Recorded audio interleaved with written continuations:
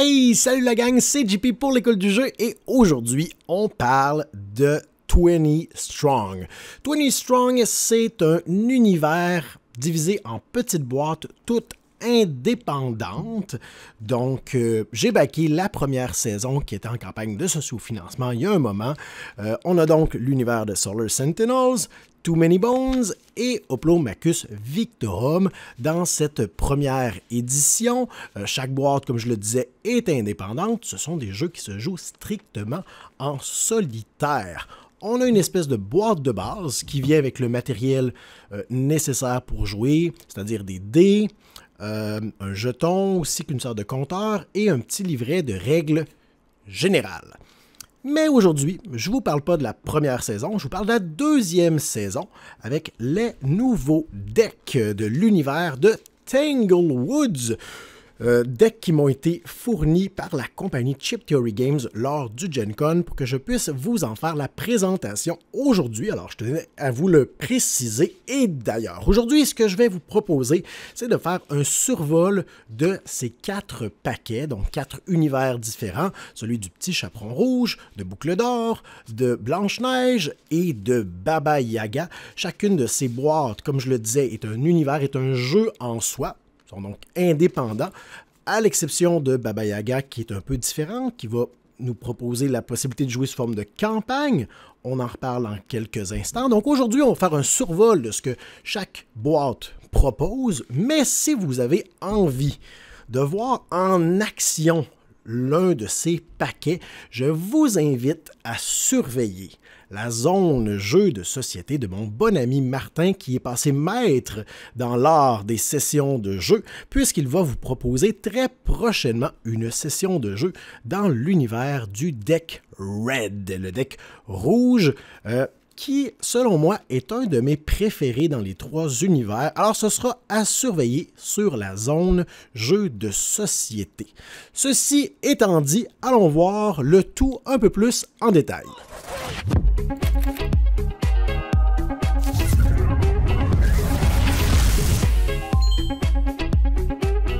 Premièrement, il est important de savoir que chaque boîte de 20 Strong est indépendante, c'est-à-dire que chaque boîte est un jeu à part entière et qu'il vous serait possible de simplement choisir votre préféré. Par contre, il vous faudra une boîte de base qui vous fournira les dés, le cadran et le livret des règles générales des jeux 20 Strong. Deuxièmement, il faut savoir que les affrontements dans l'univers de Tanglewoods se gèrent tous à peu près de la même façon en utilisant les règles générales. C'est pourquoi j'en parlerai très peu.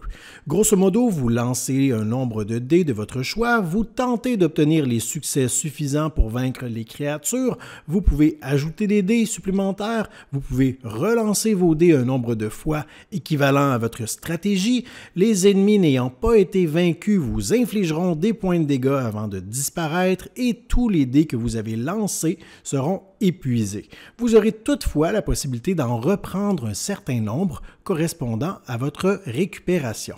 Et finalement, vous devez savoir que ce qui distingue chaque boîte de Tanglewoods est principalement le système d'exploration ainsi que le fonctionnement de chaque boss final. C'est donc ce sur quoi je me concentrerai pour l'analyse de chaque boîte. Commençons avec le paquet rouge. Pour gagner ici, il faudra traverser la forêt, atteindre la maison de Mère Grand et vaincre le grand méchant loup. Si vous le désirez, vous aurez l'occasion de lancer des dés afin d'explorer la forêt. Avec des succès, tout va bien, vous explorez la forêt lorsqu'il fait jour. Avec des échecs, la nuit tombe et toutes les rencontres deviennent plus dangereuses. Vous devrez vous déplacer dans la forêt grâce aux dés représentant vos points de vie en progressant sur cette piste à la Slay the Spire.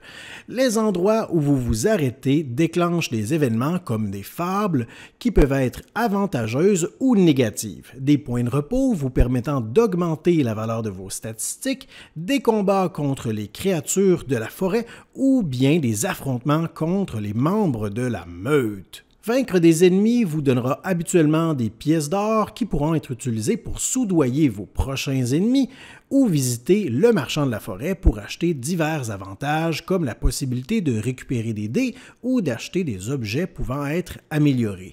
Prenez note que chaque membre de la meute n'ayant pas été vaincu accordera de puissants modificateurs au grand méchant loup une fois arrivé chez Mère Grand en fin de partie.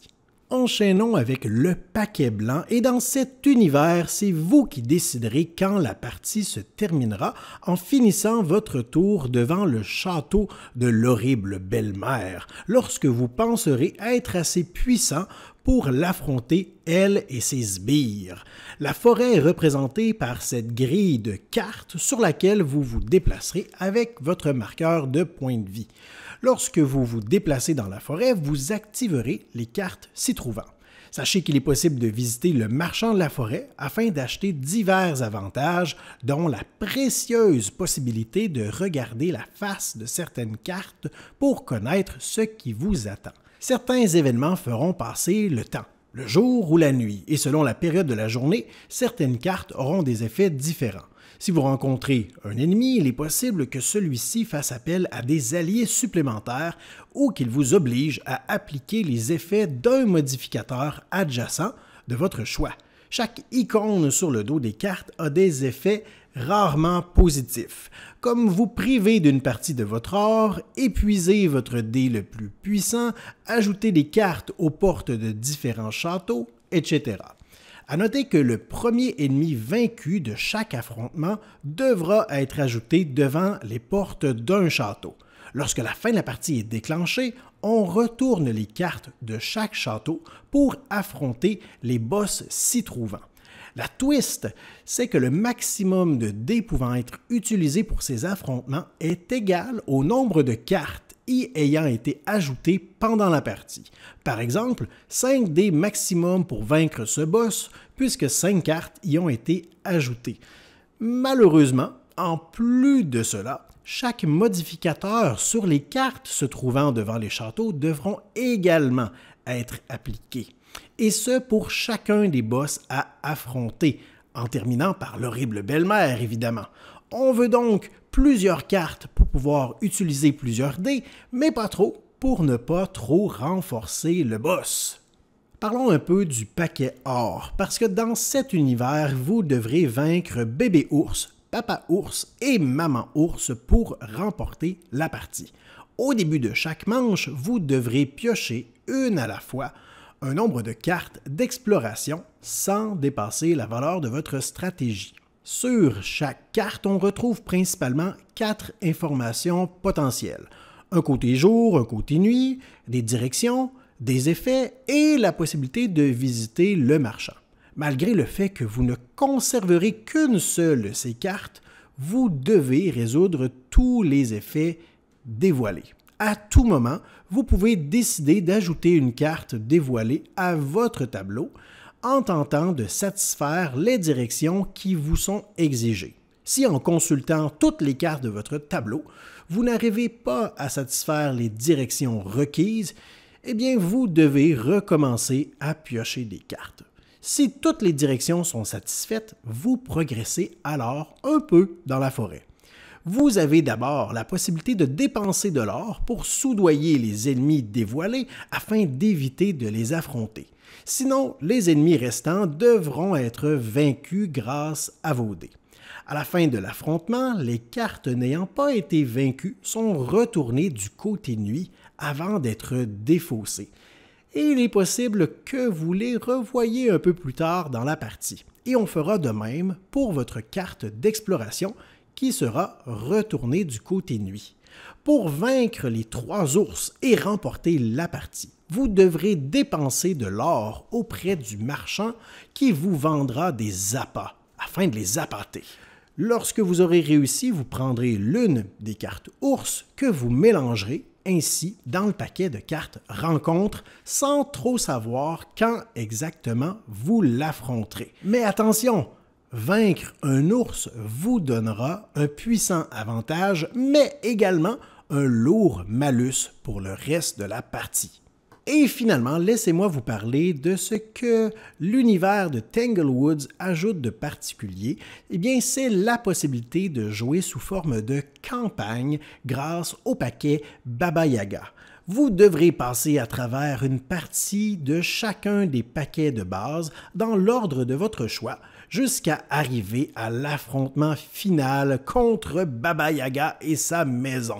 Si vous désirez faire la campagne, vous aurez certaines cartes à ajouter dans chacun des paquets. À la fin d'une partie, si vous gagnez, vous récupérez une relique que vous conserverez tout au long de la campagne. Les statistiques de votre héros demeurent les mêmes, mais vous devrez augmenter la difficulté de 2 niveaux avant de passer à la prochaine partie. Si vous perdez une partie, pas de panique. Les statistiques et l'or de votre héros sont réinitialisés.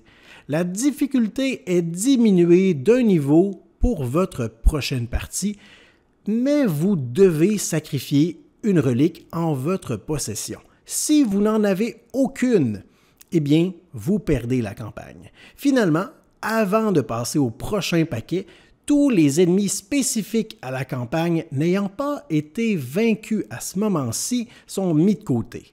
En fin de campagne, lorsque vous arriverez au combat final, vous devrez d'abord vaincre la maison aux jambes de poulet avant d'affronter Baba Yaga, ainsi que tous les ennemis ayant été mis de côté lors des précédentes parties. Alors voilà pour ce qui était de la présentation des 4 paquets de la nouvelle saison, le nouvel univers de 20 Strong, celui de Tanglewoods. Je vous invite à me laisser dans les commentaires lequel de ces paquets vous a le plus intrigué, impressionné, ou bref, lequel vous titille le plus. En avez-vous un en particulier? Ça m'intéresse, laissez-moi le savoir dans les commentaires.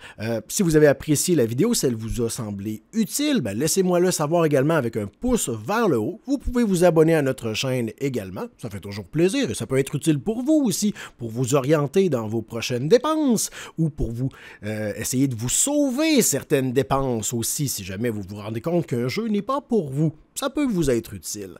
Puis moi, je vous remercie grandement pour votre écoute. Puis je termine en vous disant à la prochaine.